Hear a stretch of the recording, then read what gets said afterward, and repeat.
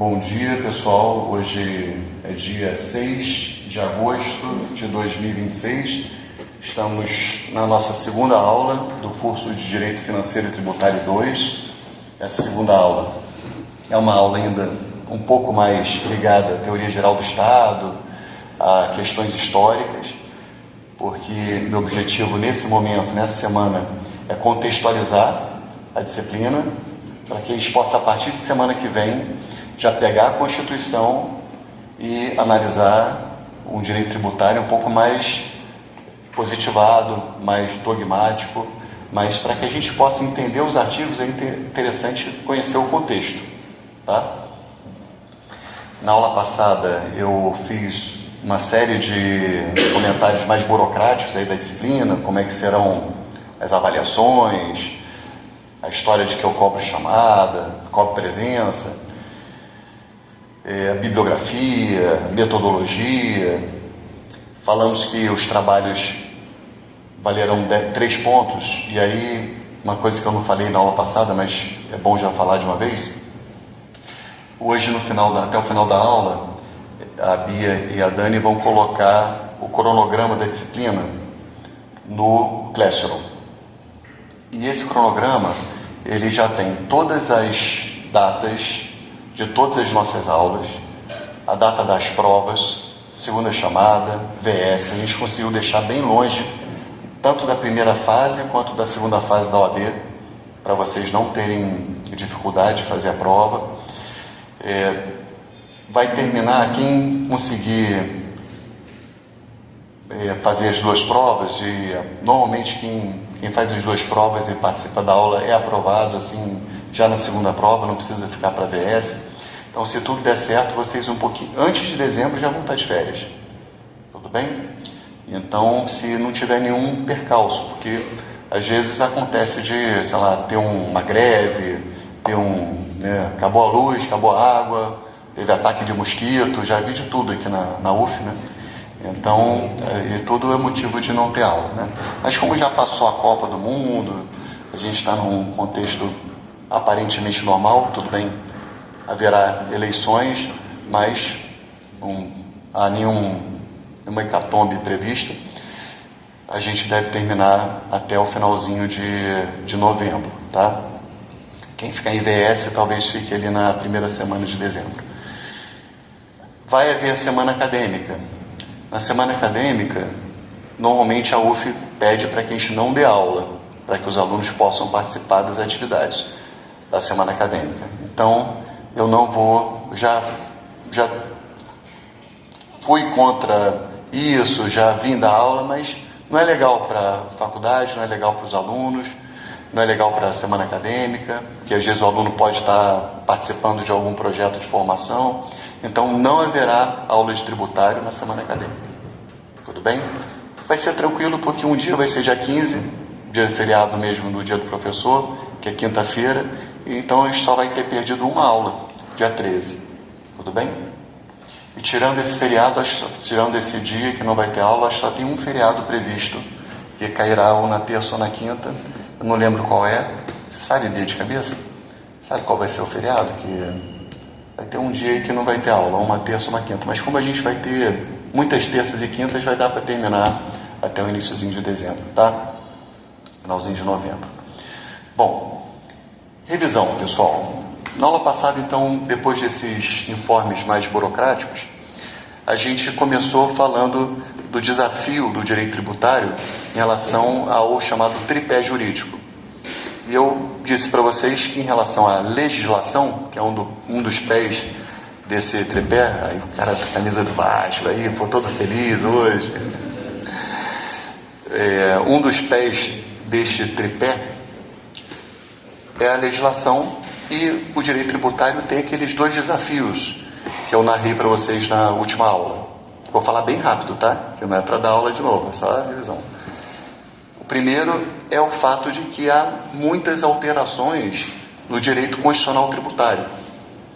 Eu fiz um estudo com os monitores e a gente viu que 1/3 das emendas constitucionais tratam de matéria tributária, de alguma forma. 1/3. Muita coisa, né? E a gente fez também uma conta, pessoal, O Código Tributário Nacional, ele é de 25 de outubro de 1966 e é o principal diploma que traz normas gerais em matéria tributária. O Código Tributário Nacional, que é de 66, ele foi menos alterado do que a Constituição de 88 em matéria tributária. Olha que dado interessante, né? Então, teve menos alterações no CTN do que na própria Constituição, no que se refere à matéria tributária. Então, a gente tem esse desafio de ficar ali atualizado em relação à Constituição, tá? E o outro desafio é o fato de que todos os entes federativos têm competência tributária para legislar sobre matéria tributária, de modo que a gente fica ali com 5.500 municípios, 26 estados, Distrito Federal, União, todo mundo legislando. Então, realmente é impossível saber todas as leis tributárias do país. Então, mas ninguém precisa saber de todas as leis tributárias. Para que eu vou saber, com todo respeito, pessoal, o município de Macuco? Tá? Hoje eu não preciso conhecer a legislação tributária de Macuco, nem de Aperibé, nem de Sapiranga. Hoje eu não preciso. Se eu tiver que advogar em Sapiranga, eu estudarei ali e vou ver que, como a competência da União é trazer as normas gerais, basicamente tudo que Sapiranga escreve vai estar de acordo com o que está no Código Tributário Nacional e na Constituição, certo?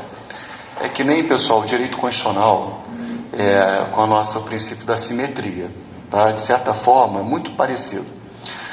Eu já dei aula de constitucional lá na Unilassalle e lá eu peguei a lei orgânica do município de Aperibé, porque tinha uma aluna de Aperibé.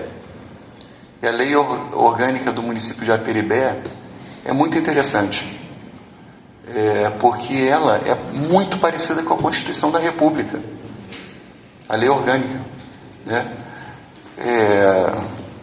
Não vou saber reproduzir de cabeça tudo, né? Mas, assim, artigo 5º da Lei Orgânica de Aperibé. São direitos e garantias dos cidadãos de Aperibé. A propriedade, a liberdade, a vida, não sei o quê. Aí pega o artigo 5º, tá direitinho lá, Aperibé, todo mundo. Reproduz o artigo 5º, né? Então, ali são objetivos fundamentais de Aperibé: erradicação da pobreza e pleno emprego, né? A paz, sabe, é tudo igualzinho que está na Constituição, muito parecido. E no caso da legislação tributária é assim também. Você pega os códigos tributários municipais, eles são muito parecidos, claro que instituindo e dando as isenções e os tratamentos que são específicos daquele ente federativo, tudo bem?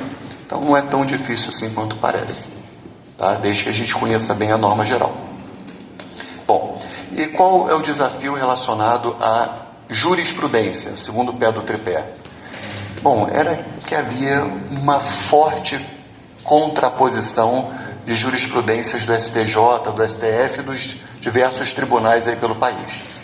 Só que a gente, de anos para cá, tem deixado o nosso direito cada vez mais objetivo, assim, a jurisprudência é cada vez mais objetiva, cada vez mais forte nos precedentes vinculantes.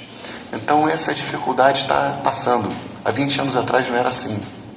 Mas hoje a gente tem súmula vinculante, repercussão geral, tema repetitivo, então acaba que esse problema está diminuindo.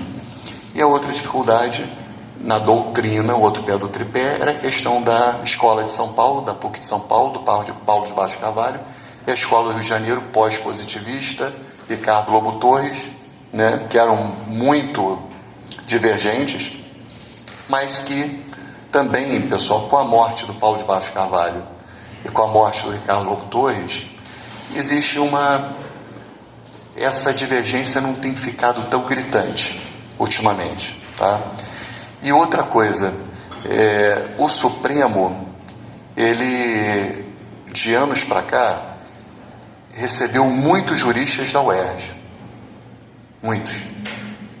Joaquim Barbosa, Luiz Fux, Barroso, então todos os professores da UERJ.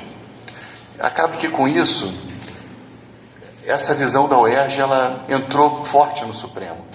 Então hoje a jurisprudência do Supremo é muito mais pós-positivista do que positivista, normativista do Paulo de Barros Carvalho.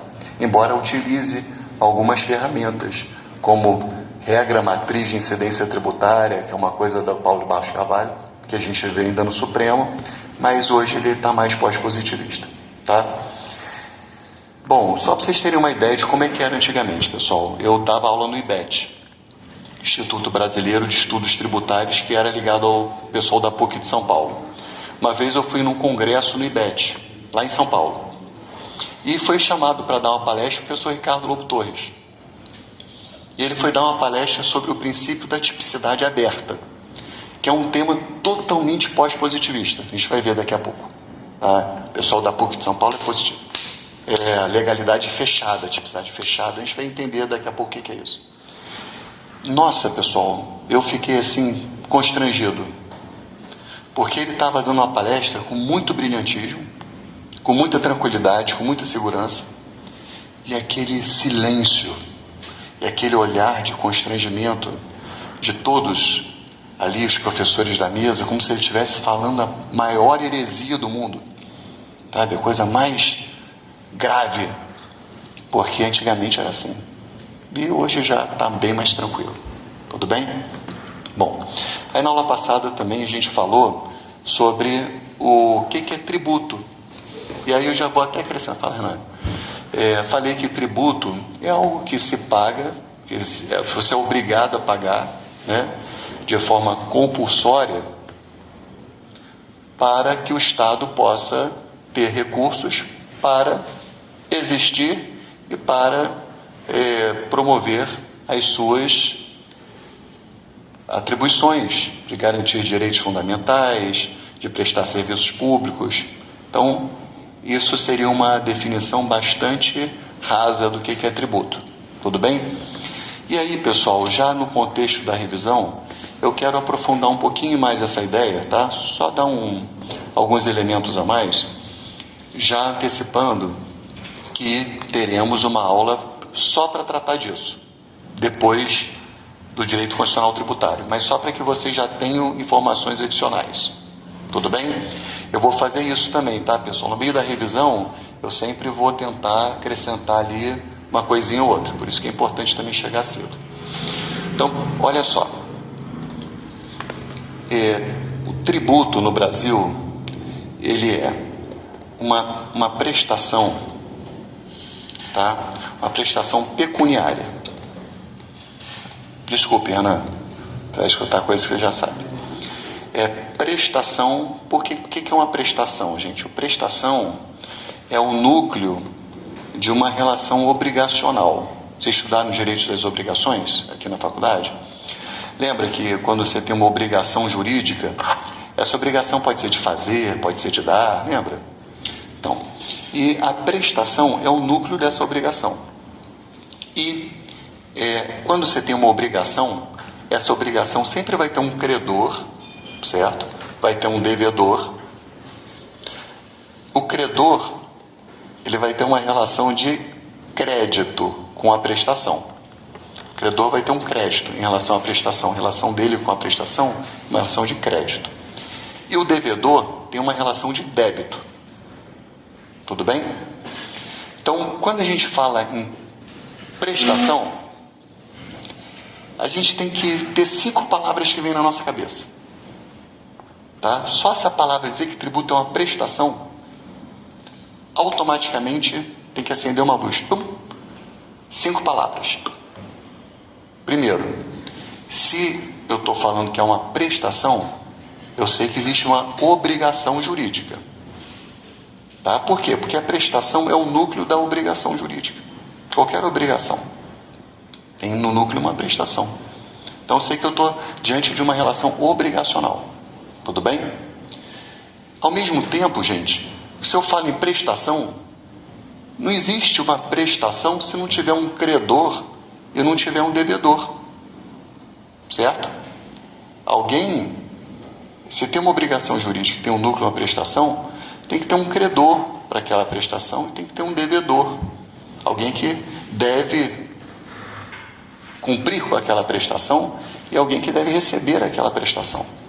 Tudo bem? Então, já sei que tem um credor. Então, no direito tributário, quando a gente fala em tributo, a gente sempre vai ter um credor e um devedor.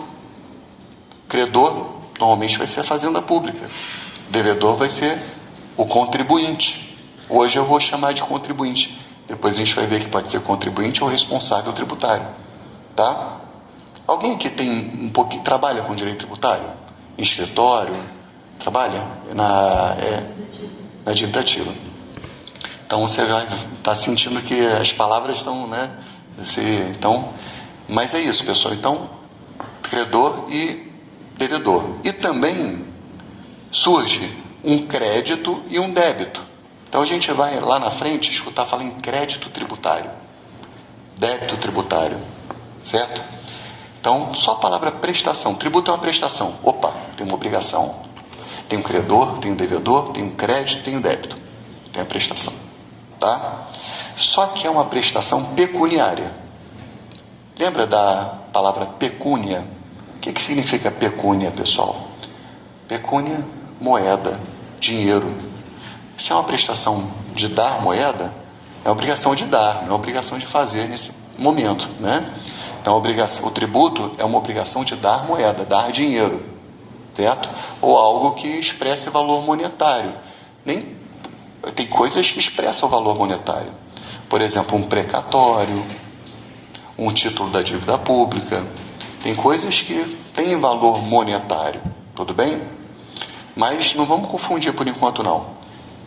O tributo é uma prestação pecuniária, certo? De pagar dinheiro. O que isso faz com que a gente saiba? Saiba que no Brasil não é possível hoje o pagamento de tributo in natura. O que é pagamento in natura? É quando você dá uma parte da sua produção, certo? Lembra do quinto do ouro? Quinto do pau-brasil, né? Que era uma parte da produção? No Brasil não pode mais isso. Não pode, 25% que você arrecadar, que você plantar aí de soja, você vai pagar de tributo. No Brasil não pode. Pagamento é in pecúnia e não in natura. Houve algum momento que se pagava tributo com trabalho, pagamento in labore. Hoje não pode mais. Tá legal? Tem que pagar em dinheiro. Então, é uma prestação pecuniária compulsória. Isso é super importante, pessoal. O tributo, ele é compulsório. Não tem nenhum elemento volitivo. Você não pode dizer assim, hoje eu não quero. Não pode. Né? Eu sempre gosto desse exemplo, né? Vamos supor, a Dani vai e tem uma casa em que ela, em Petrópolis ou Teresópolis, que tem uma fonte de água natural. Certo?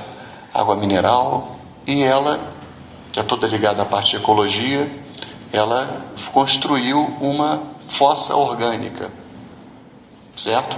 Falou, eu vou me tratar o meu esgoto melhor do que a rede pública. E de fato consegue fazer isso. Mas o município faz a ligação de água e esgoto na casa dela. Disponibiliza, embora ela não consuma uma gota de água, embora ela não despeje uma gota de esgoto na rede conectada à casa dela. Mas está disponível esse serviço público. Tá? Pelo simples fato de estar disponível, ela é obrigada a pagar a taxa de água e esgoto, embora ela não use. Tá? Tem, por exemplo, uma taxa aqui em Niterói, que é a taxa de coleta de lixo domiciliar. O caminhão da Clean vai, passa na frente da sua casa e pega o saco de lixo. Vamos supor que Mateus fale assim, eu não vou produzir mais lixo. Eu vou reciclar tudo. Vou reciclar tudo que for reciclável. O que for lixo orgânico, eu vou fazer compostagem, certo? E vou queimar tudo que for lixo que não devo fazer compostagem. Tá? Ele faz isso, certo? E aí o que acontece? Não produz 1 grama de lixo. 1 grama, né, pessoal? 1 grama, né? 1 grama de lixo. 1 grama. 1 grama se ele fosse, né, no jardim, né? Aí pega 1 grama, né? 1 grama de lixo. Tudo bem? E aí o que acontece? O caminhão todo dia passa na casa dele e não pega nada. Vai ter que pagar a taxa de lixo? Sim, porque taxa é tributo e taxa é compulsória. Ah, não produzo lixo. Não tem problema, vai pagar do mesmo jeito. Tudo bem? Então, o tributo é compulsório. Prestação pecuniária compulsória. Não constitui sanção por ato ilícito. Isso a gente falou longamente na aula passada, né? Porque qual é o tipo de exação que é cobrada quando a pessoa pratica ato ilícito? A multa, certo? Não é tributo. Tributo não constitui sanção por ato ilícito. Entendido isso? Certo? Outro requisito é que ele deve ser instituído em lei. É instituído em lei o tributo. Então, prestação pecuniária em moeda ou em algo que expresse valor monetário, compulsória, que não constitui sanção por ato ilícito, instituído em lei, instituído por lei. E por que é importante que o tributo seja instituído por lei, pessoal? Olha, eu nunca vi ninguém explicar isso, tá? Mas me parece que é a razão filosófica para a coisa. O que acontece, gente? Quando a atividade tributária ela não é precedida de lei, ela se torna uma violência. Se eu chegar, pensa bem, o que na essência é o tributo? É o Estado invadir o patrimônio da pessoa, retirar parcela desse patrimônio compulsoriamente e transferir para o patrimônio estatal. Né? É isso na essência que é tributo. Percebam, pessoal, se alguém chega na minha casa, pega a parcela do meu patrimônio, retira compulsoriamente e transfere para seja lá onde for, em geral a gente vai chamar isso de roubo ou furto, né? Ou apropriação indébita, talvez, né? Mas só que como tem definitividade, seria um roubo ou furto. É uma violência, tá? Como é que a gente faz para a tributação não ser violenta? Não ser um ato de violência? Eu tenho que chegar para o município do Rio de Janeiro e falar assim: município do Rio de Janeiro, eu compreendo que é importante eu contribuir com os gastos públicos. Então eu te autorizo a tirar 1% do valor do meu imóvel todo ano, a título de IPTU, para que você possa, com esse recurso, prestar os serviços públicos municipais. Entenderam? Se eu autorizo expressamente, vocês concordam que não é violência? Eu estou autorizando. Tá legal? Como é que eu faço isso, pessoal? Através de quem fala por mim. Eu não posso chegar lá na prefeitura e falar isso. Mas tem alguém que pode falar por mim. Tem alguém que pode falar por mim. São meus parlamentares. Entendeu? São meus parlamentares. São alguém que parla por mim. Que vai chegar na Câmara Municipal e vai falar por mim. Vai falar: nós estamos falando pelo Rodrigo e o Rodrigo autoriza que se tire 1% do patrimônio dele, do imóvel dele, 5% dos serviços prestados por ele, ISS, 2% toda vez que ele quiser adquirir uma propriedade imobiliária, ITBI. Então, a lei, pessoal, é feita pelos nossos parlamentares, nossos representantes, que falam pela gente e dizem até onde autoriza a tributação. Então, se eu falei que é 1%, se eles cobram 2%, eles estão praticando uma violência.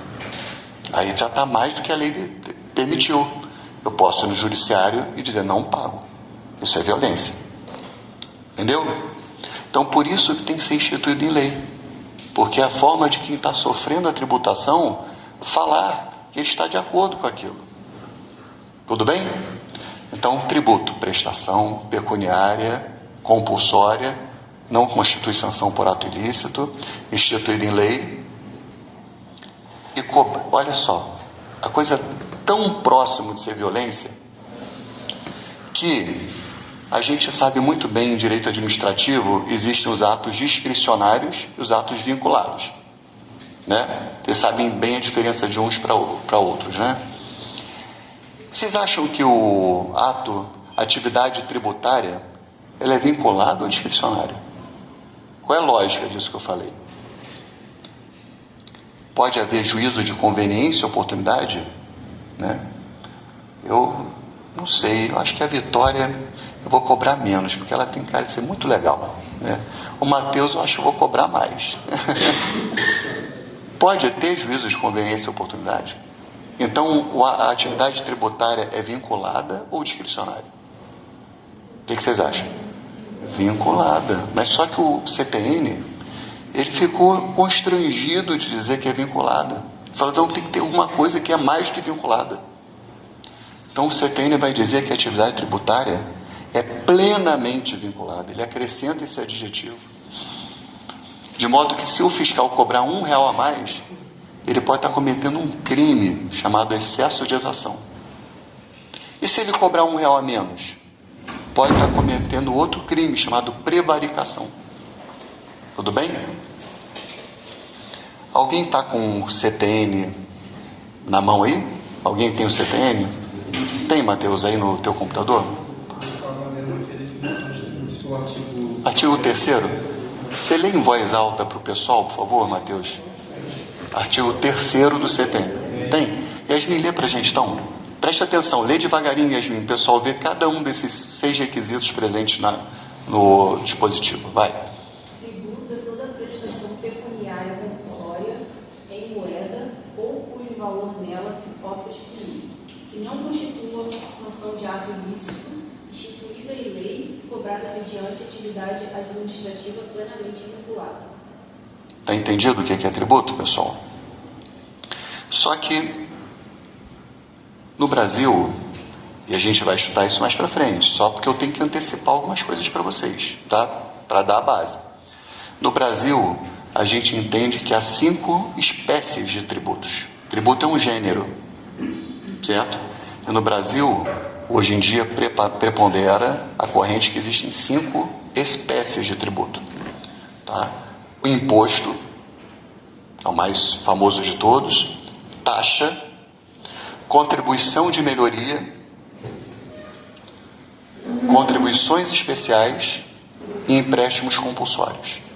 Imposto, taxa, contribuição de melhoria, contribuições especiais e empréstimos compulsórios.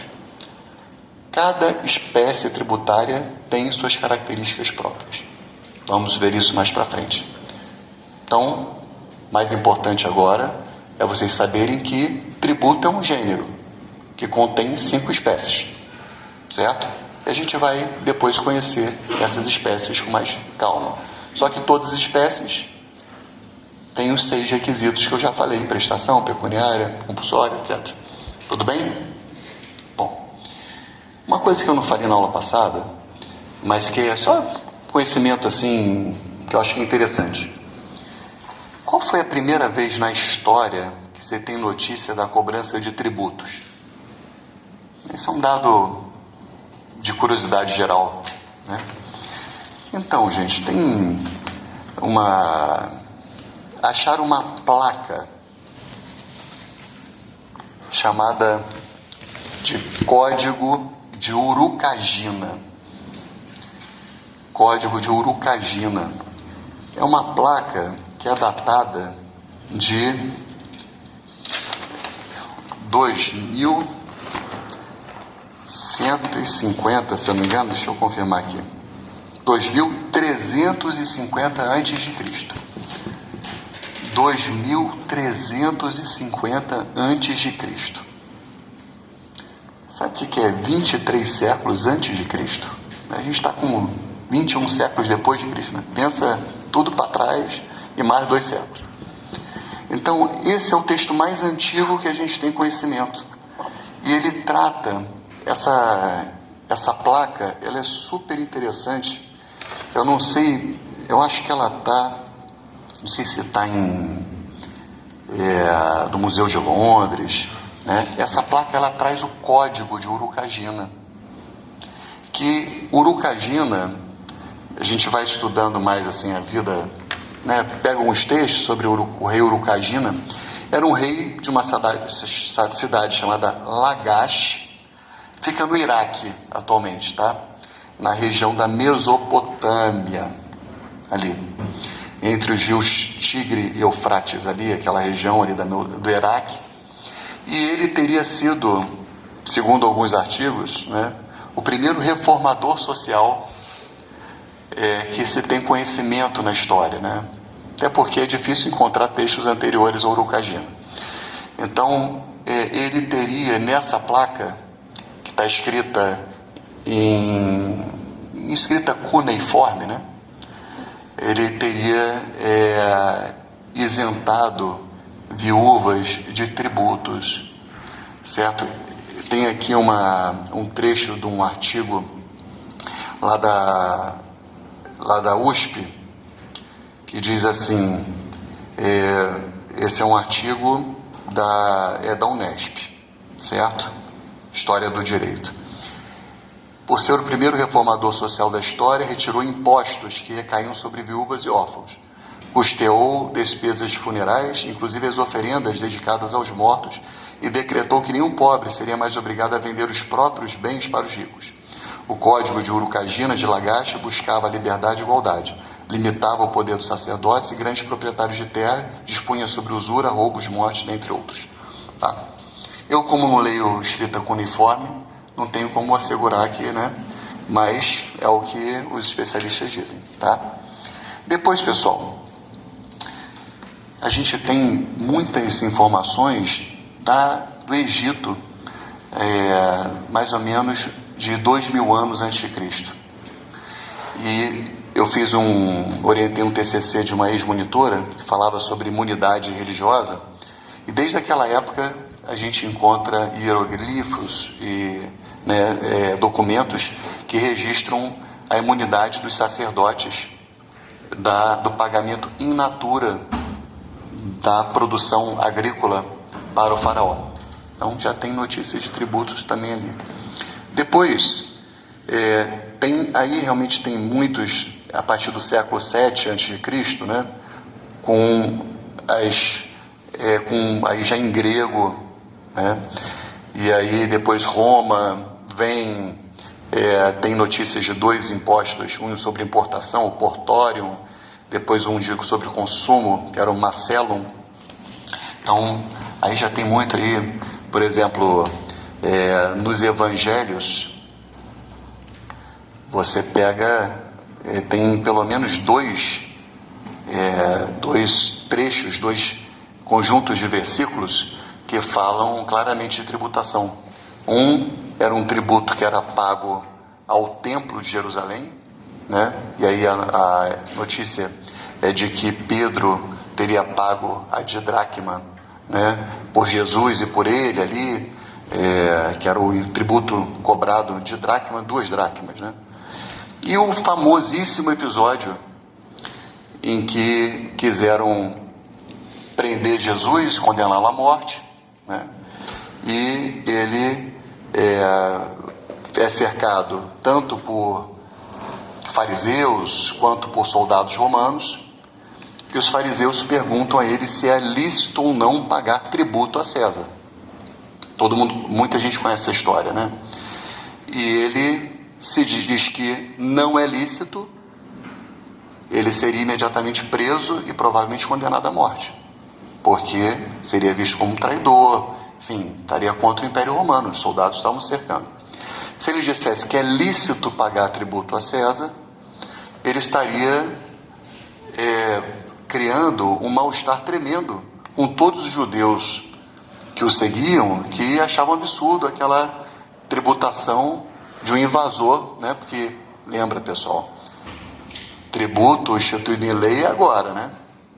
Antigamente a tributação era um ato de violência, né? Então o que acontece? Eles se sentiam violentados. E o que Jesus faz? Por favor, me dê uma moeda que é utilizada para pagar o tributo. E aí entrega uma moeda para ele, ele pega a moeda e levanta. Vem cá, de quem é essa figura estampada na moeda? E aí dizem, de César. E ele fala, dê a César o que é de César, e dê a Deus o que é de Deus. Então com isso, ninguém prende ele, ninguém larga ele. Então ele deu uma resposta que ele consegue se livrar daquela pegadinha, né? Então, depois, pessoal, aí, enfim, Império Romano, a gente tem um monte de notícias de tributação. Na Idade Média, a coisa se dava basicamente por tributos in natura e in labore. In natura, com o pagamento do senhor. O senhor feudal cobrava do vassalo uma parte da produção. A gente estuda isso no ensino médio, né? Então era um pagamento in natura. E o pagamento com trabalho era normalmente feito pela igreja e pelos cavalheiros medievais. A igreja, porque a gente tem que lembrar que até o século XIX, pessoal, quem prestava toda a assistência social era a igreja, não era o Estado. Então quem acolhia órfãos, quem prestava apoio às pessoas mais pobres, assistência social, era a igreja. Então se entendia que a igreja, ela prestava trabalho além das orações, certo? As orações eram entendidas como trabalho prestado.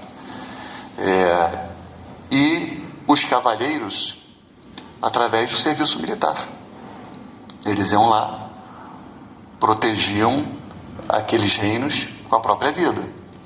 É assim que eles pagavam, né? E vocês sabem, os burgueses, Revolução Francesa, se sentiam oprimidos com um pagamento em pecúnia, né? E aí foi uma das situações que geraram ali a Revolução Francesa.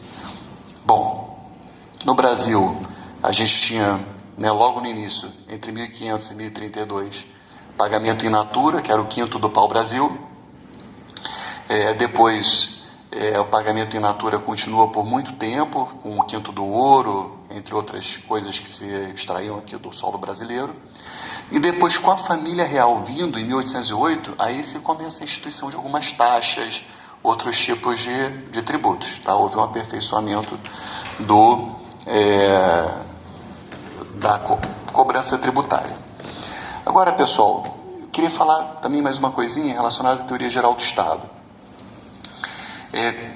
Bom, por que é tão importante se cobrar tributo? Por que o Estado precisa de dinheiro? Parece óbvio para a gente, né? Parece óbvio que dentro do nosso modelo capitalista, o Estado precisa de dinheiro para cumprir as suas obrigações.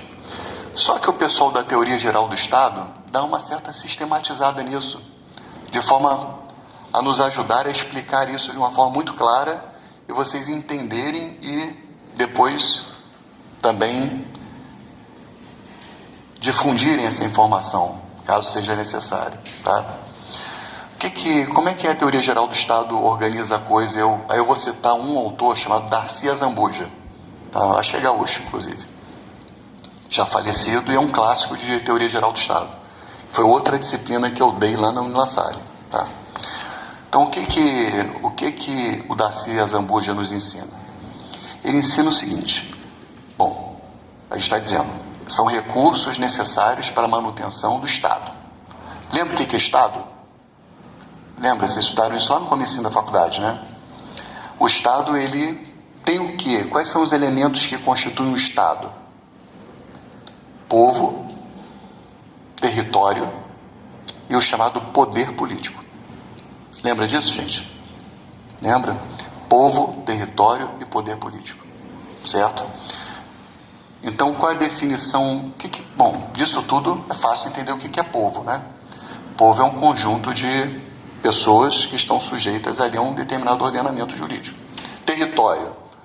É um espaço físico onde aquela turma está sujeita àquele ordenamento.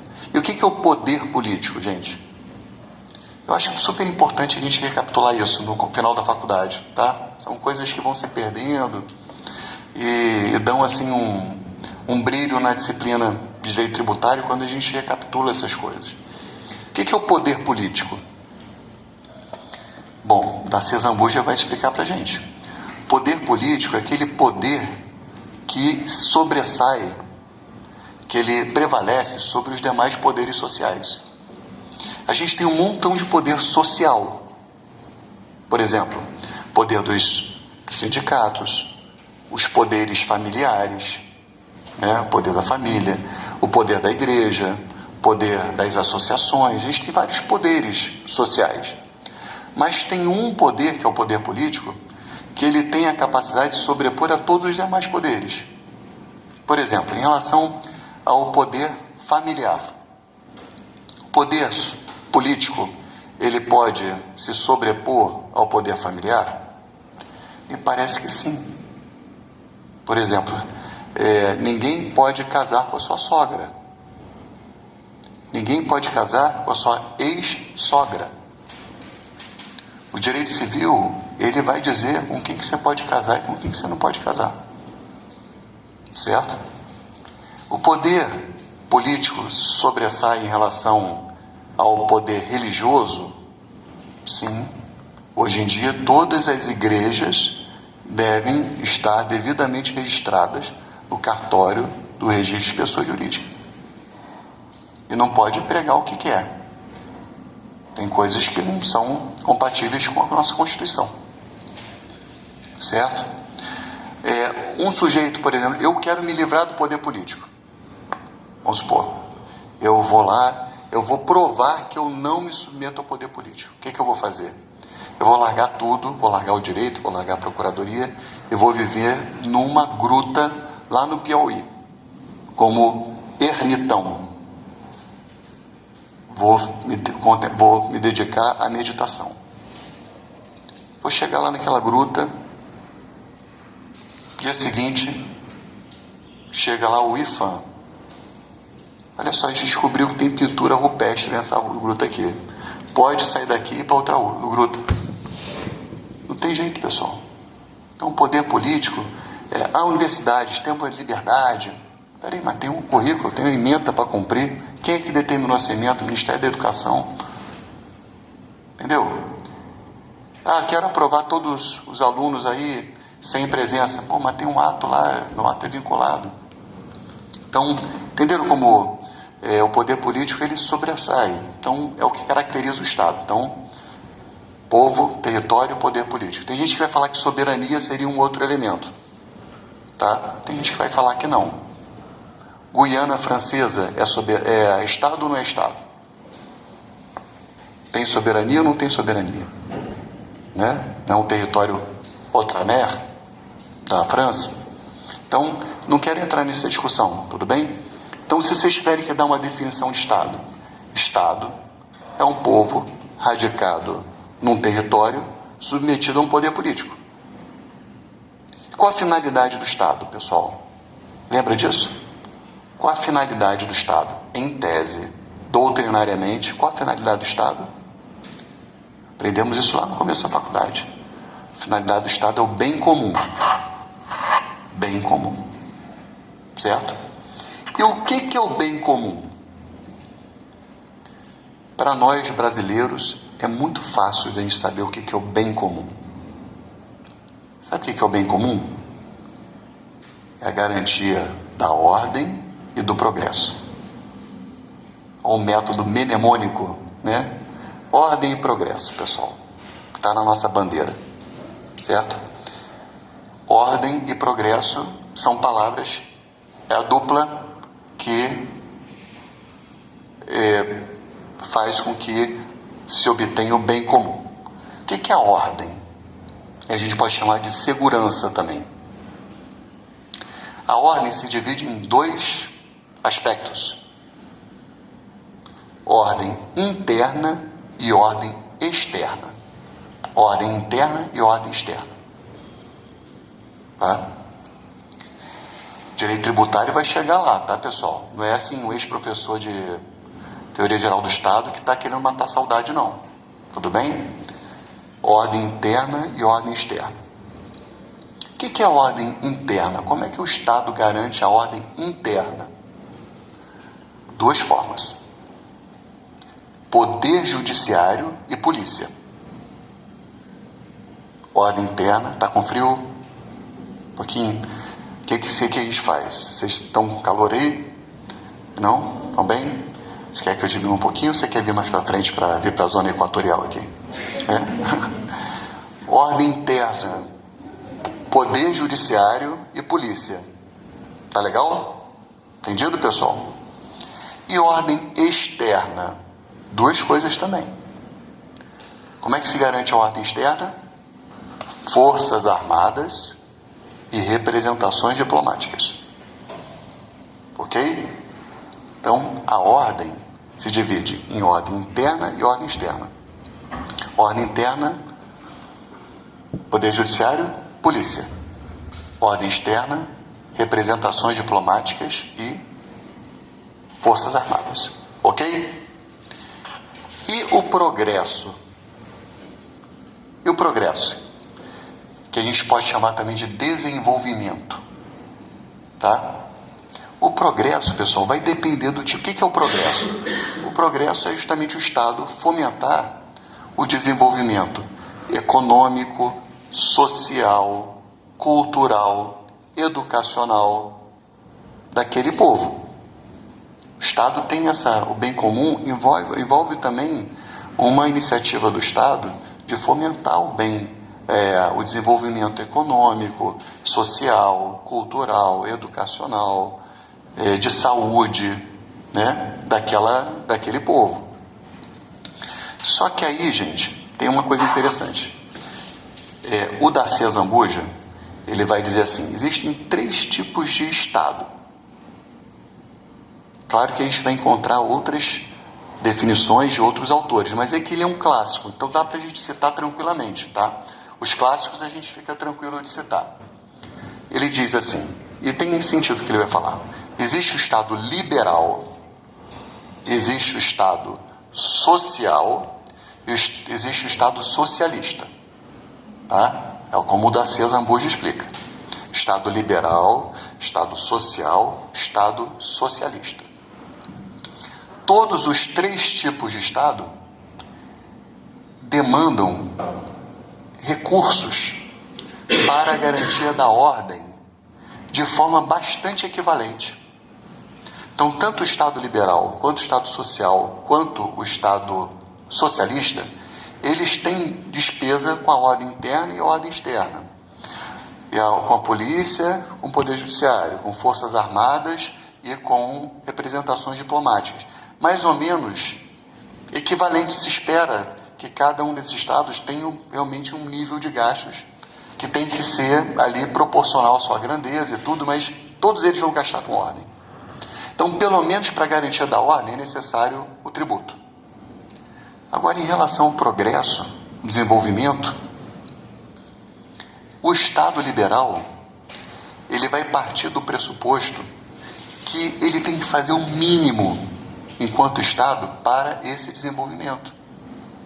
Enquanto Estado, ele tem que fornecer as condições de segurança adequadas para que o próprio povo, por iniciativa própria, possa promover o seu desenvolvimento econômico, social, educacional, cultural, com o Estado garantindo que não haja interferência para que esse progresso aconteça por iniciativa do próprio povo. Portanto, o Estado liberal, ele vai demandar menos tributos, porque os tributos servirão basicamente para a garantia da ordem. Tá legal? Porque o Estado liberal, ele vai se preocupar em não interferir. Certo? No Estado socialista, a gente tem um outro quadro. No Estado que é o oposto, né? O Estado socialista é aquele que vai entender que a missão do Estado promover intensamente ser o protagonista do progresso, ser o protagonista do desenvolvimento, enquanto no Estado liberal o protagonista é o povo. Entendeu? Então, por isso, pessoal, que quando a gente vai para alguns lugares, né, eu, em 97, tive a oportunidade de fazer uma viagem para Cuba. Cuba estava já numa situação difícil, porque já tinha caído o Muro de Berlim, a União Soviética já tinha acabado, ela não recebia tantos combustíveis, não conseguia vender a cana-de-açúcar por preço subsidiado. Então, a gente tinha ali uma situação que ela estava se reinventando, Cuba abrindo para o turismo e tal. Mas, mesmo o Estado com grandes dificuldades, era um Estado, por exemplo, lá em Cuba eu fui assistir um espetáculo no Teatro de Havana, que era o balé Lago dos Cisnes. E todos os dançarinos eram servidores públicos. Né? Foi bonito, muito bonito, os músicos também, né? Foi bonito. E ali a entrada era baratíssima na época. E o Estado ele estava se preocupando no desenvolvimento cultural. Num contexto, pessoal, em que você andava na rua, você dava 2 passos e chegava uma pessoa, por favor, você me dá $1. Sabe por quê? $1 para mim é muito importante. Porque com $1 eu consigo trocar por peso cubano e comprar 30 pizzas. Não era 30 pizzas, tá? Mas é tipo 7. Tudo bem? O povo estava ali numa situação de miserabilidade. Não era miserabilidade, era de pobreza. Tá? Não era miserabilidade, era pobreza. Mas estava lá o Estado despendendo recursos próprios para a manutenção do Lago dos Cisnes, para o estrangeiro assistir. Estava querendo ser o protagonista da cultura, da educação, entendeu? Porque é a visão do Estado socialista. O Estado socialista precisa de mais ou menos tributo? Precisa de muito mais. Né? Precisa de muito mais receita. Pode ser que ele busque por receitas originárias, que a gente já falou na última aula. Mas ele precisa de receita, porque ele vai ter despesas para o fomento do progresso. E o que é o Estado social, que é o que está no meio do caminho? É aquele que, muito ligado àquele princípio da subsidiariedade. Que vocês viram isso em administrativo, o princípio da subsidiariedade? Né? Isso é um princípio antiquíssimo. Antiquíssimo não, ele vem da reforma, da doutrina social da Igreja Católica, da Rerum Novarum, daquela época lá do Papa Leão XIII, né? Antes desse Papa Leão XIV, muito antes. Então, o que se diz no princípio da subsidiariedade, que hoje é usado no direito administrativo? Que o Estado ele deve intervir aonde aquele poder social não é capaz de adequadamente resolver a questão. Essa é a ideia do Estado social. Então, se o povo é capaz de fazer boas escolas, o Estado não precisa fazer boas escolas. Se o povo está fazendo boas escolas, tudo bem. Se o povo não consegue fazer uma usina hidrelétrica, o Estado deve fazer. O Estado deve entrar aonde o povo, por exemplo, se a atividade de entretenimento está bem colocada pela atividade privada, o Estado não precisa intervir. Ele vai intervir quando houver necessidade de um fomento. E aí o Estado social se espera que haja uma quantidade de recursos não tão alta quanto no Estado socialista e nem tão baixa quanto no Estado liberal. Tudo bem? Isso tem importância tremenda em tributário.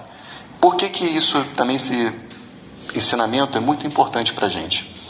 Para que a gente possa compreender o fenômeno político brasileiro. Tudo bem? Então, pessoal, eu não consigo compreender quando uma pessoa critica o governo brasileiro por elevar tributos, inventando apelido para o ex-ministro da Fazenda, né? Porque ele queria taxar, né? O pessoal chama de taxade. Olha, Foi esse o governo que foi eleito, pessoal. O governo que foi eleito é um governo com uma proposta socialista de desenvolvimento. Sempre vai ter aumento tributário. O povo, por maioria, escolheu este modelo. O modelo anterior era um modelo que se propunha a ser um Estado mais liberal, com uma tentativa de redução de tributos. Então, ele seria criticável, o governo anterior, se ele aumentasse tributos, porque não foi aquilo que a proposta que ele vendeu para os seus eleitores, certo? Então, a gente vai ter agora em outubro, são ciclos de 4 anos. E aí o povo, ele vai decidir novamente. Se for para um lado ou para o outro, tudo bem, a gente pode reclamar, mas tem que compreender que faz sentido no Estado liberal se buscar menos tributos, no Estado socialista se buscar mais tributos, e no Estado social se buscar uma solução tributária intermediária. Tá legal? Bom. E aí, gente, na aula passada, enfim, também já misturei revisão com matéria nova e tudo, mas às vezes acontece, tá? Só para a gente lembrar, eu falei um pouquinho também para vocês da autonomia do direito tributário, né? Que eu entendo que ele é autônomo em relação ao direito financeiro. Não parece ser essa a visão do Marco Antônio e do Paulo Corval. Expliquei para vocês por que eu entendo que é autônomo, porque é uma autonomia relativa, né? Não é uma autonomia absoluta, mas porque o direito tributário tem autonomia legislativa, científica e didática. Lembra que falamos disso? Bom, tem uma coisa que é importante a gente falar também, que é o seguinte. Na aula passada, eu comecei a falar do processo de constitucionalização do direito tributário, né? E eu falei que no Estado pré-moderno havia o chamado pluralismo jurídico, lembra que eu falei disso? Né? E que com o Estado moderno houve a concentração do monopólio da produção normativa nas mãos do Estado. Estou falando isso, pessoal, mas abre um parênteses. Estado moderno, Portugal. Portugal veio para o Brasil foi colônia portuguesa, tudo bem? Tinha o monopólio da produção normativa, mas, pessoal, o Brasil tinha um montão de tribo indígena, né? Então, nesse território aqui, tinha locais que existia produção normativa também, né? Os índios tinham suas normas e poderiam eventualmente condenar à morte determinadas pessoas. O Estado português não estava nem sabendo nada, né? Então, só para a gente saber que a doutrina está ensinada, fala monopólio da produção normativa. Vocês entenderam, né? É que não é no mesmo tempo, no mesmo lugar, né? Igreja, Estado, tarará. Mas só para saber que os povos originários de cada território colonizado tinham ali suas leis próprias, tá? Mas Portugal achava que tinha, e a gente, como simplificação doutrinária, vai dizer que o Estado moderno tinha monopólio da produção normativa. Tudo bem? Tá claro esse parênteses, né? Bom, e aí, com o monopólio da produção normativa, pessoal, quem que se torna o grande astro daquele tripé? É a legislação. O legislador, ele se torna o cara mais importante. Por quê? Porque não se coloca mais discussões sobre direito natural. Isso começa a perder força. Antigamente, pessoal, no Estado pré-moderno, o rei falava uma coisa, vinha um monge copista, falava, fazia uma glosa, dizendo assim, olha, tudo bem, está muito bonito o que o senhor escreveu, mas isso aqui está contra o direito natural. Isso aqui viola a dignidade da pessoa humana, não existiam essas expressões. Viola o direito à vida, viola o direito natural, os 10 mandamentos e tal, papá. E aquele soberano, ele não era tão soberano assim. Quando começa o Estado absolutista, pessoal, é muito natural que o direito natural perca importância. Tudo bem? É muito natural. Por quê? Porque ninguém quer abrir mão de poder. Esses caras queriam ser soberanos absolutos. Absolutismo. Certo? Queria que um padre chegasse e dissesse que a lei dele não valia. Esse foi o caldo perfeito para o surgimento das primeiras ideias positivistas. O que o positivismo vai dizer para a gente, pessoal? Que a lei válida é aquela lei que foi posta pela autoridade competente, seguindo o procedimento legislativo adequado. Isso é a lei válida. Repetindo, para o positivista, o que é a lei válida? Lei válida é a lei que foi posta pela autoridade competente, seguindo o processo legislativo adequado. A lei imoral. Não se pergunta nada sobre moralidade de lei. Uma coisa é o direito, outra coisa é a moral. A lei pode ser moral, pode ser imoral, pode ser amoral, não tem problema. Se ela foi posta pela autoridade competente, seguindo o procedimento legislativo adequado, a lei é válida. Tudo bem? Então esse foi o caldo do positivismo. Tá legal?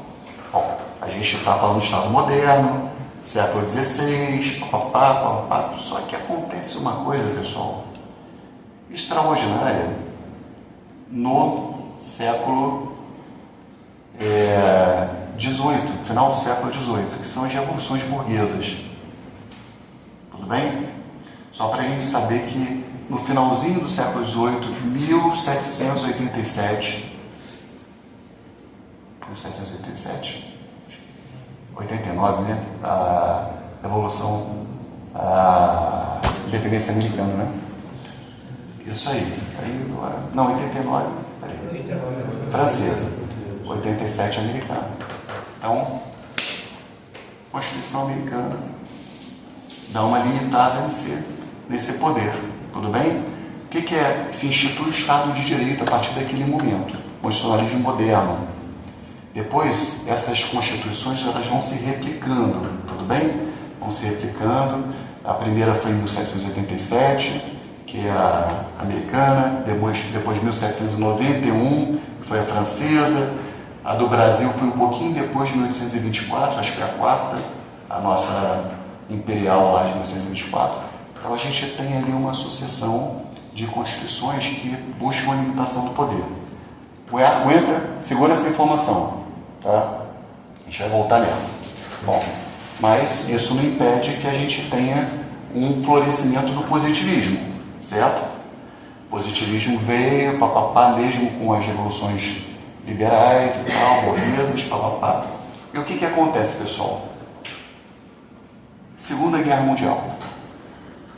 Mundial, Nuremberg, falei para vocês já na última aula sobre isso, né? Mas só para aprofundar um pouquinho. Nuremberg, a defesa dos acusados em Nuremberg eram todas absolutamente compatíveis com a doutrina prevalecente na época. Eles seguiram o direito posto pela autoridade competente, que foi posto seguindo o procedimento legislativo adequado. Então, todas as defesas eram absolutamente irrefutáveis do ponto de vista do positivismo. Pô, você matou 10 judeus. Pô, matei mesmo. A lei permitia matar 10. Você botou na câmara de gás 5 judeus. Pô, mas a lei permitia. O decreto permitia botar 5. Não podia botar 6, mas 5 podia. Você ligou a câmara de gás às 8 horas. Não, 8 horas era para ligar. Estava lá na portaria do campo de concentração. Que foi a norma posta pela autoridade competente, seguindo o procedimento legislativo adequado. Então, o positivismo ele entra em crise nesse momento, tá? E aí, pessoal, é bom que vocês saibam, existem 2 nomes que se dá para a crise do positivismo. Um se chama argumento dos princípios também. Lembrando aqui. Isso. Argumento dos princípios e argumento da injustiça. Tá? argumento da injustiça e argumentos dos princípios. Isso aí vocês vão estudar mais no mestrado, mas é importante para a gente entender uma coisa de direito tributário depois. O que é o chamado argumento da injustiça?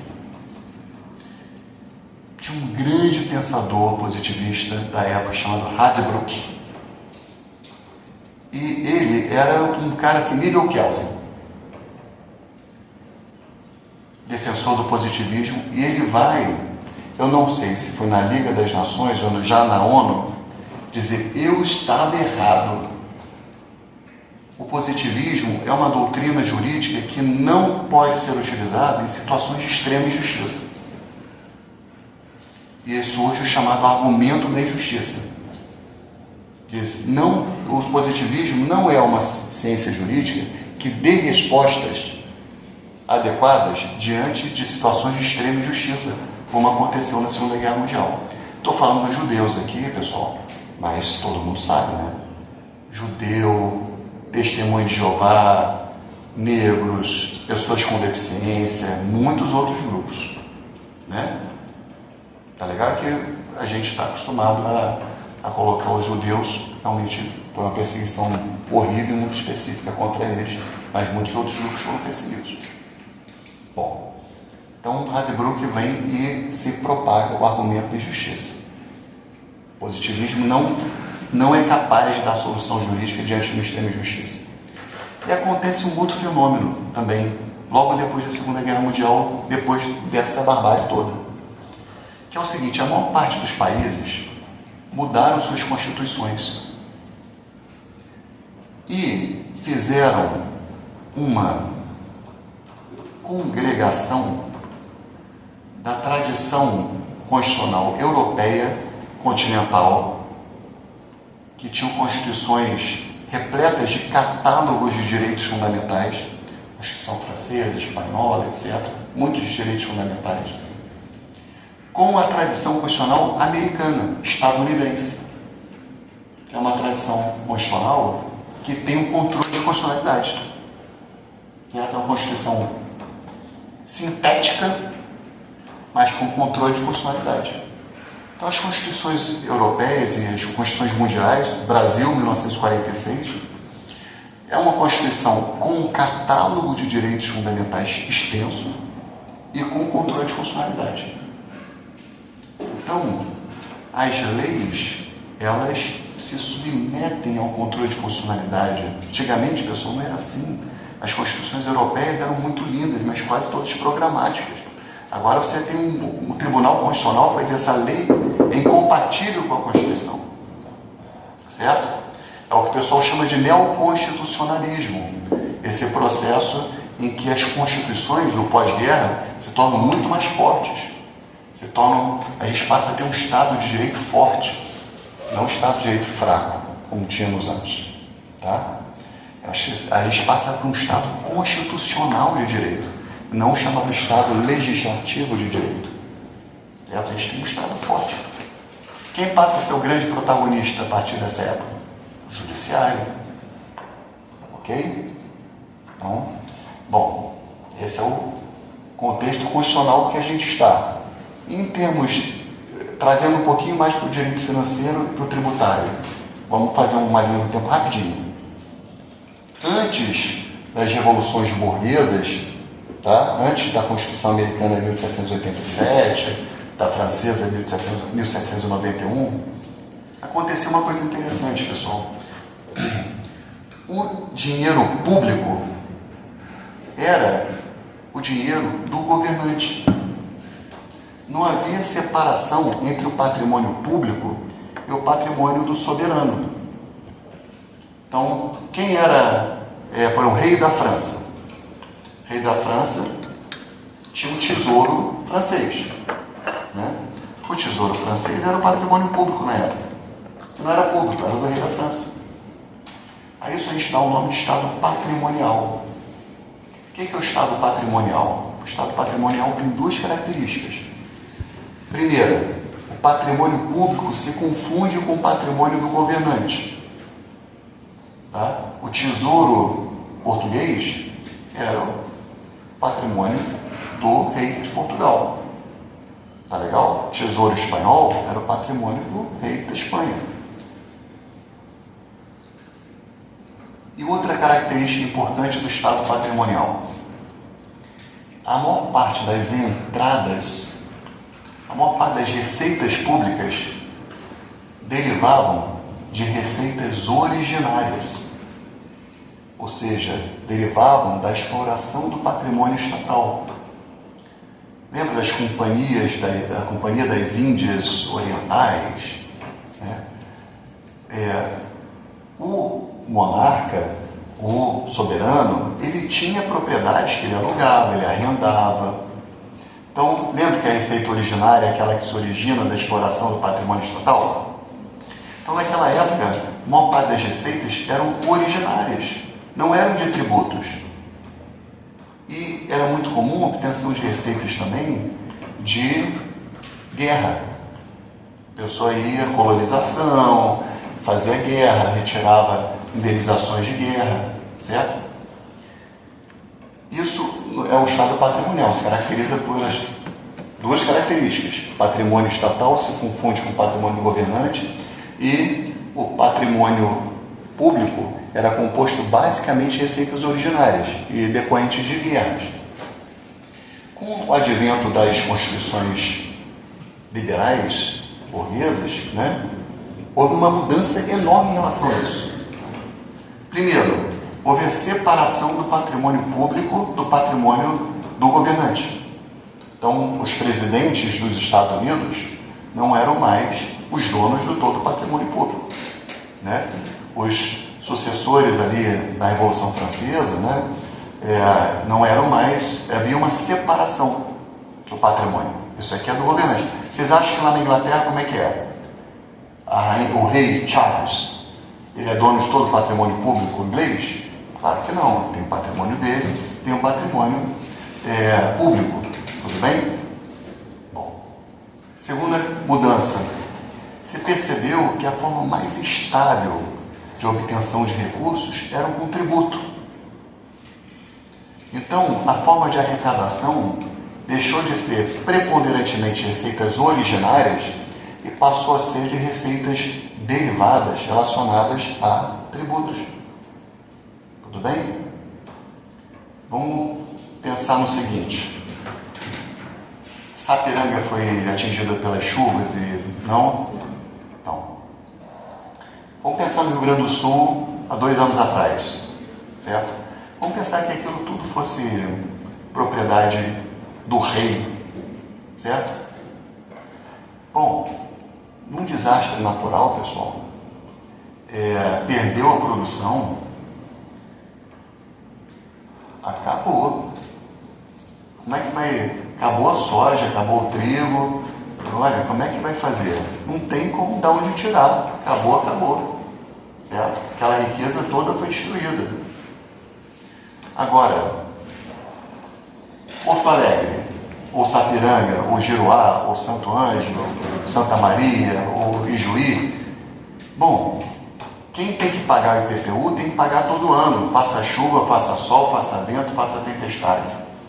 Aquela receita do IPTU é estável. O tributo você paga com estabilidade, pessoal.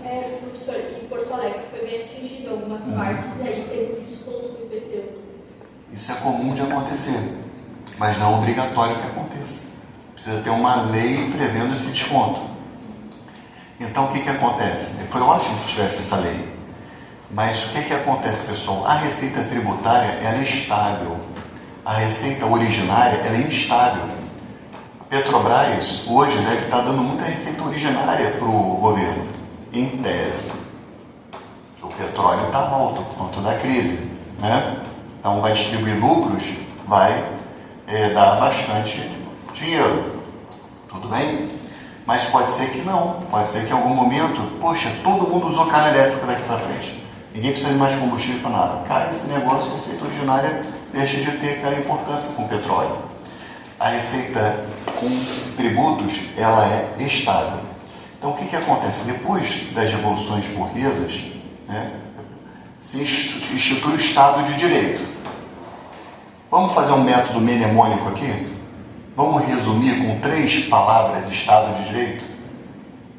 O que é Estado de Direito em 3 palavras?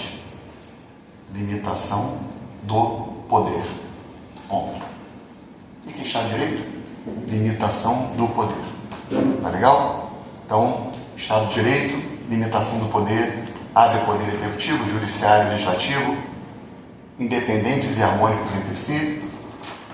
Né? O soberano já não tem o patrimônio misturado, tem o patrimônio próprio. Ele pode ser punido, o soberano pode ser punido se ele descumprir as leis, coisa que não acontecia antes. Então o poder está limitado. Ele vai, nos estados presidencialistas, ser substituído de tempos em tempos. Tudo bem? Assim como o primeiro-ministro, etc. Então, limitação do poder. Forma de arrecadação principal a partir desse momento: tributos. Então, a gente sai do estado fiscal, estado patrimonial e entra no chamado estado fiscal. Tá legal? Tecnicamente, a partir das revoluções burguesas, 1787, 1791 com a Constituição Francesa, estamos no estado fiscal. Só que é o estado fiscal liberal. Tudo bem? O que é o estado fiscal liberal? É aquele que se preocupa basicamente com a ordem. Lembra do Estado liberal, do Azabuja? Ele vai se preocupar só um pouquinho, minimamente, com o desenvolvimento. Ele acha que o desenvolvimento é o povo que tem que fazer. Certo? Estado fiscal liberal. E aí, gente, quem é que surgem fortes? Qual o tipo de direito que vai surgir nesse momento com o Estado liberal? Os direitos humanos de primeira geração. O que caracteriza os direitos humanos de primeira geração? Liberdade, não é isso? Liberdade. Liberdade de ir e vir, liberdade de religião, liberdade de pensamento, liberdade de expressão. Não é isso? Eu posso dizer que nos direitos humanos de primeira geração, o Estado ele deve se omitir. Em geral, a gente vai dizer assim: o Estado não pode interferir na liberdade de religião. O Estado não pode interferir na liberdade de pensamento. O Estado não pode interferir na liberdade de ir e vir. Né? Vocês acham que isso precisa de muito dinheiro ou pouco dinheiro? Menos dinheiro, porque é uma postura omissiva do Estado. Tem que deixar que as pessoas tenham liberdade. Tudo bem? Só que o que aconteceu, pessoal? Vamos lá, a gente está ali, começou em 1781, 1800, Revolução Industrial, né? Liberalismo político, laissez-faire, laissez-passer, deixa o desenvolvimento vir pelo povo. Bom, o que aconteceu com a Revolução Industrial é que o trabalhador passou a ser extremamente oprimido. Né? Antigamente você tinha as corporações de ofício, a Revolução Industrial muda esse panorama, operário massacrado. Né? Por quê? Porque o Estado não pode intervir. Não pode intervir no contrato, não pode intervir na economia, não pode, é omissivo. Os direitos humanos de primeira geração. Mas a situação ficou tão grave do ponto de vista social que diversos grupos começaram a falar. Então, na academia surge gente, né, propondo o socialismo. Você tem desde o socialismo utópico do Thomas More, que é bem anterior, né, você pega essa ideia, você desenvolve o socialismo científico. Você tem a Igreja Católica proferindo uma encíclica chamada Rerum Novarum, e quem tiver a oportunidade de ler essa encíclica é muito interessante. 1800 e tal, Leão XIII. Nossa, falando do direito do trabalhador, da necessidade de se pagar salários justos, de dar descanso. Então, uma força social se manifestando contra aquela injustiça. Sindicatos começam a surgir, acadêmicos e movimentos sociais. E aí começam, olha pessoal, peraí, tem alguma coisa errada aqui. Esse trabalhador aqui, ele só tem direito de ir para o trabalho e voltar para casa. Ir para o trabalho e voltar para casa. Ele não tem direito de ir e vir, O liberalismo levado ao extremo, ele mata os direitos humanos de primeira geração. O cara não tem direito de viver para mais nenhum outro local, do trabalho. Ele não tem direito de religião, porque ele não pode ir para a igreja dele, porque ele tem que dar para o trabalho. Ele não tem direito de expressão, porque ele não pode estudar, porque ele, quando era criança, ele teve que dar para o trabalho. Então não tem direitos humanos de primeira geração. O liberalismo levado ao extremo levou ao liberalismo econômico. Então o que acontece? Começa a surgir essa onda de manifestações, até que em 1917 tem um marco que é a Constituição Mexicana de 1917. Essa Constituição Mexicana de 1917, ela vai inaugurar o que a gente chama de Estado Social. Tá? Estado Social. Com Constituição Social. A gente viu, vocês estudaram com o Guilherme Penha? Lembra que ele falou da Constituição liberal? São as constituições que têm 2 tipos de normas materialmente constitucionais apenas. Lembra disso, das aulas dele? Ele fala, eu aprendi isso com o pai dele, Humberto Penha. Era um professor também top, igual a ele. Então, o Humberto dizia, olha, 2 normas materialmente constitucionais nas constituições liberais. Organização do poder político. Como é que vai ser? Vai ser monarquia? Vai ser presidencialismo? Vai ser, como é que é a divisão de poderes? Como é que vai ser? Vai ser federalismo? Vai ser Estado unitário? Organização do poder político e direitos e garantias fundamentais. Constituição liberal só se preocupa com isso. Tudo bem? O que vai acontecer na Constituição Social de 1917 no México? Depois na Constituição Social de 1919, lá de Weimar. Depois na Constituição Social Mexicana. Depois na nossa Constituição Social de 1934, primeira do Getúlio. O que vai acontecer, pessoal? Surge mais um tipo de norma materialmente constitucional. Então, além das 2 anteriores, organização do poder político e direitos e garantias fundamentais, tem um terceiro tipo, que vai ser qual? Intervenção do Estado na ordem social e econômica. Quando o Estado começa a intervir na ordem social e econômica, ele está vendo, essa sociedade está muito ruim, gente. Os trabalhadores aí estão, Intervenção na ordem social e econômica é o momento que vai surgir os chamados direitos humanos de segunda geração. E o que caracteriza os direitos humanos de segunda geração? É liberdade ou igualdade? Mas é igualdade. É uma postura omissiva do Estado ou uma postura comissiva do Estado, ativa do Estado? Postura ativa do Estado. O Estado deve oferecer educação básica, o Estado deve oferecer previdência e assistência social, o Estado deve oferecer saúde básica, o Estado deve oferecer a moradia básica. Tudo bem? Tem que garantir o mínimo existencial. Certo? E aí, vocês acham que o Estado vai precisar de mais ou menos tributo? Mais, com certeza. Nesse momento vão surgir várias taxas, várias contribuições especiais, antigamente chamadas de contribuições parafiscais, contribuição para o INSS. Aumenta a importância tributária, tudo bem? Estado social. E a gente vai chamar de Estado fiscal social.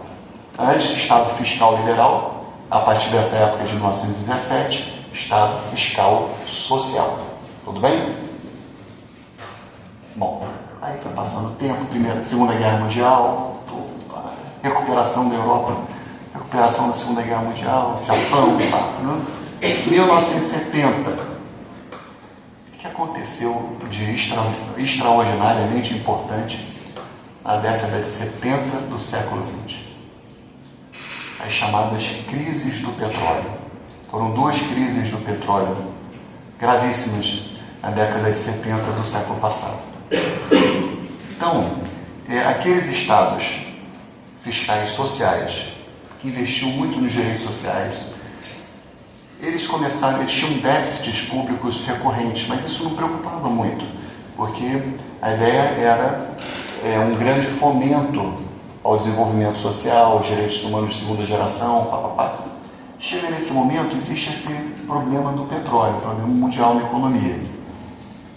E aí, pessoal, na década de 80, começam a surgir ideias que são personificadas por Margaret Thatcher, Ronald Reagan.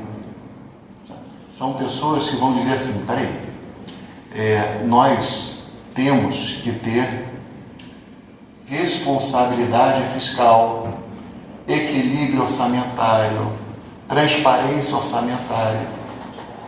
E todo o movimento que a gente no Brasil chegou mais na década de 90 de responsabilidade fiscal, e a gente escuta muito lei de responsabilidade fiscal, ele surge a partir desse momento. E a gente começa a ter um Estado que já não pode gastar o que quer nos direitos sociais. Ele tem que se preocupar com o equilíbrio orçamentário, tá? Uma responsabilidade fiscal, com várias normas sobre isso. Então a gente começa o chamado Estado Fiscal Gerencial, ou Estado Fiscal Contemporâneo. É o que vai mudar, porque nem sempre isso vai ser contemporâneo, né? Eu gosto de chamar de Estado Fiscal Gerencial, que é o que a gente está atualmente. Tudo bem? Então, qual o nosso pano de fundo, pessoal? Vamos lá. Falei muita coisa, né? Qual o nosso pano de fundo que a gente vai estudar firme a partir de terça-feira que vem? A gente tem um direito tributário. O cenário é o seguinte: Estado Fiscal Gerencial. Estado fiscal porque o meio mais importante de obter recursos é através de tributos. Gerencial porque, tudo bem, tem que garantir um mínimo essencial, mas ao mesmo tempo tem o princípio da reserva do possível. Tem que garantir o controle orçamentário, transparência orçamentária. É um direito tributário que está muito ali preocupado com a responsabilidade fiscal. Tudo bem? Bom, é um Estado que é um direito tributário extremamente constitucionalizado, por conta de tudo isso que eu falei para vocês, de como o direito foi parar na Constituição, e na nossa Constituição especificamente, um monte de normas de direito tributário. Certo? E, concretamente, neste período que nós estamos vivendo, 2026, um Estado que tem duas forças ideológicas políticas que no Brasil e no mundo inteiro elas se apresentam como alternativas para o povo em relação à matéria tributária. Tudo bem? Que é uma força ideológica mais ligada ao liberalismo e uma força ideológica mais ligada ao um Estado mais socialista, utilizando essa palavra no sentido que o Darcy Zambuja utiliza, mais desenvolvimentista. Depois edita aí para ficar bom. Não precisa editar não, deixa passar pagamento aí. Tudo bem? Desenvolvimentista. Bom, falei rápido e deu certo. E nem inalienabilidade, né? Tem palavras assim que são difíceis. Tudo bem, pessoal? Então, é esse o contexto, tá legal? Bom, eu acho que com isso eu encerro hoje. Vou fazer a chamada e vou pedir para vocês, não sei se as meninas chegaram a colocar no Classroom, o Google Docs, ainda não. Elas vão colocar e vocês já podem escolher logo os trabalhos de vocês, tudo bem? A ordem vai ser por escolha. Então, se você gosta mais, sei lá, você acha que gosta mais de falar sobre o princípio da capacidade contributiva, já coloca lá.